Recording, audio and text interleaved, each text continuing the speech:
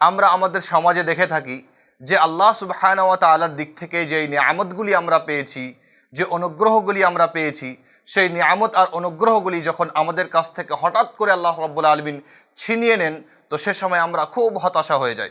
এবং কিছু মানুষকে আমরা দেখে থাকি যে আল্লাহ সুবহানাহু ওয়া তাআলা যে নিয়ামতগুলি দিয়েছেন, সেই নিয়ামতগুলি তার কাছে থাকার কারণে সেই ব্যক্তি সেই নিয়ামতগুলিকে পেয়ে নেওয়ার পরে নিজে ঘমন্ড করে, ফখর করে, গৌরব করে, মানুষের নজরে দেখে না, মানুষকে একদম জলিল হিসাবে দেখে সেই ব্যক্তি। তো এসব সম্পর্কে আল্লাহ সুবহানাহু ওয়া তাআলা কোরআন মাজিদের মধ্যে বলছেন, লিকাইলা তা'সাউ আলা মা ফাতাকুম ওয়া লা তাফরাহু বিমা আতাকুম ওয়াল্লাহু লা ইউহিব্বু কুল্লা মুখতালিন ফখুর।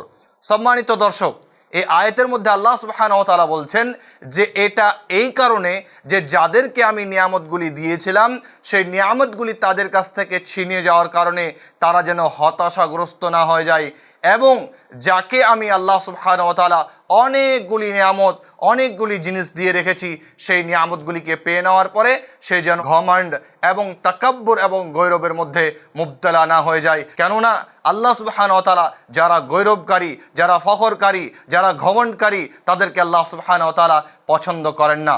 সম্মানিত উপস্থিতি, এই কারণে আমাদের সবারই করণীয় হবে এই যে যখনই আল্লাহ সুবহানাহু ওয়া তাআলা যেই নিয়ামতগুলি আমাদেরকে দিয়েছেন সেই নিয়ামতগুলি আমাদের কাছ থেকে যদি ছিনিয়ে যায়, আল্লাহ রাব্বুল আলামিন যদি ব্যতিক্রমে আমাদের কাছ থেকে নিয়ে নেন, তো আমাদেরকে সেই জিনিসগুলির উপরে আল্লাহর মুসিবত মনে করে আমাদেরকে তার উপরে কী করতে হবে?